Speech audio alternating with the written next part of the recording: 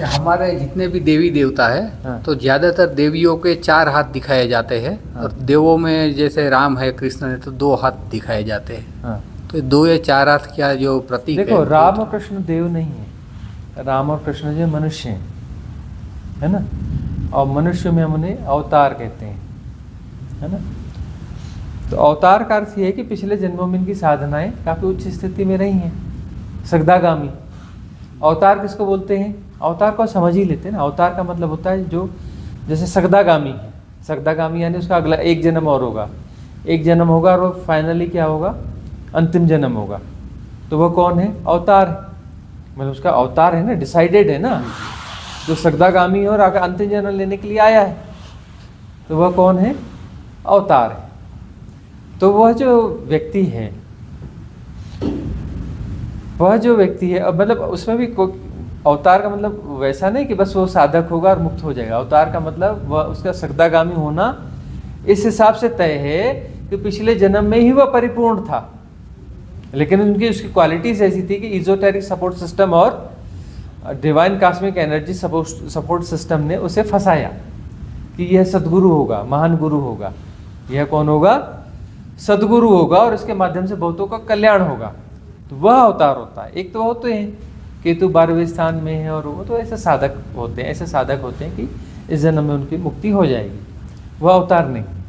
अवतार का अर्थ यह है कि पिछले जन्म में ही पूर्ण योग्य था यह, लेकिन जो है अब इसका यह होना है कि इसने अब जो अंतिम जन्म लेना है, इस अंतिम जन्म में अंतिम बात तो होनी है, लेकिन इसके द्वारा कुछ विशेष डिलीवरीज होनी है ना, जो सभी मनुष्यों के लिए कल्याण के लिए काम आएंगी। तो ऐसे कल्याण पुरुष जो हैं वो अवतार होते हैं। तो राम और कृष्ण जो है ये अवतार है। और जो देवियां हैं, देवियां अवतार नहीं है। देवियां तो एक मिथ की बातें हैं ना, वह किन्हीं शक्तियों को सिंबॉलिक अर्थ रहते हैं। देवियां ने सिंबॉलिक रूप से कुछ शक्तियां होती हैं, जैसे आदिशक्ति। आदिशक्ति का क्या मतलब? कहाँ पैदा हुई आदिशक्ति? अब बोल देते हैं कि पार्वती आदिशक्ति है। क्यों कहा जाता है? क्योंकि शिव जो है, शिव ने जो देशना दी, वो देशना जो अल्टीमेट देशना है, अल्टीमेट देशना है, तो उनको ही, उनके नाम से ही हम कुछ चीज़ें अभिहित करने लगते हैं। जैसे हमने जो है जो अंतिम काया है, 7वीं काया है, बॉडीलेस बॉडी है, उसका नाम पिछली शिवरात्रि में क्या कर दिया? शिव काया कर दिया। क्यों? क्योंकि वो उनको सम्मान देना है, शिव को सम्मान देना है। उनको सम्मान जितना दिया जाए उतना कम है। हमारे हाथ में जितना है उतना तो हम सम्मान दे ही दें उन्हें, ठीक है ना। जितनी सम्मान उतना सम्मान हम दे दें। तो उन्होंने जो जिस चीज़ों को स्पष्ट करने की कोशिश की, उसी को हम शिव तत्व भी कहते हैं, उन्हें सम्मान देने के लिए कहते हैं। और वह उस नाम में इतनी प्योरिटी, इतनी क्वालिटी है कि वह नाम दिया जाना सार्थक भी है। उस नाम में ही, उनके नाम में ही इतनी प्योरिटी आ गई, वह बात आ गई, एक वह गहराई आ गई उनके, है ना, उनकी देशना के कारण उसमें सब गहराई आ गई। तो शिव तत्व कहते हैं। तो अब शिव तत्व है, शिव तत्व के होने का ढंग है अनाहत नाद के होने का ढंग है वह शक्ति, शक्ति का प्रकटन, आदि शक्ति। तो वह निसरत कहाँ से हो रही है? वहीं से निसरत हो रही है। उसके होने का ढंग है शिव से ही आदि शक्ति। तो इन शिव की जो पत्नी है उसको भी आदि शक्ति कह दिया, क्योंकि देखो इनका भी तो रोल है ना। अब जो शिव सूत्र कहा है भगवान शिव ने, जो एक महत्तम ग्रंथ जो हमारे पास है, एक कोहिनूर जो हमारे पास में है, शिव सूत्र किससे कहा? पार्वती से कहा है ना। तो पार्वती से कहा है तो पार्वती अवलंबन हुई ना, वो पात्र रही होगी तभी तो कहा ना। किसी से भी कह देंगे शिव। अरे भाई अब डिलीवरी की क्वालिटी और बेहतर हो गई, यहाँ पर रोज सेशन हो रहे हैं।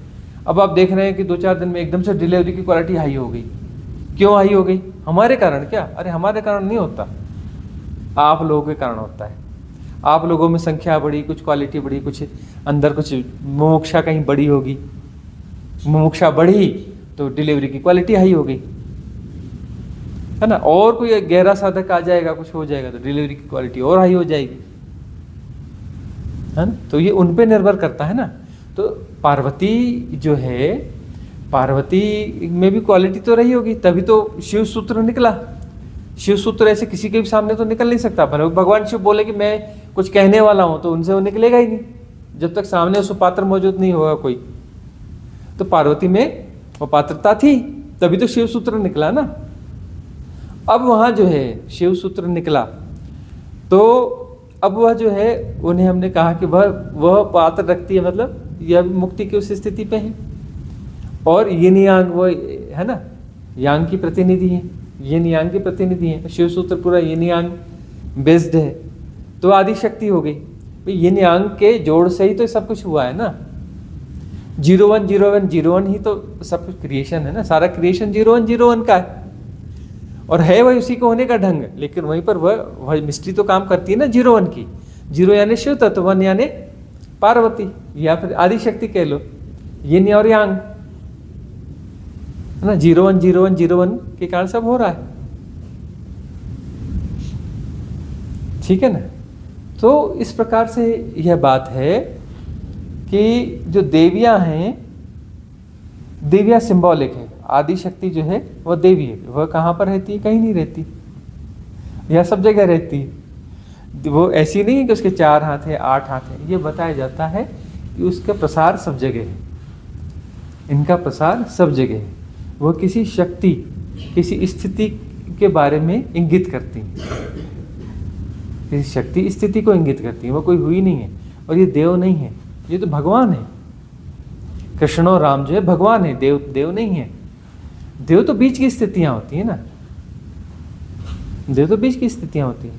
भगवान है ना जो परिपूर्ण स्थिति है।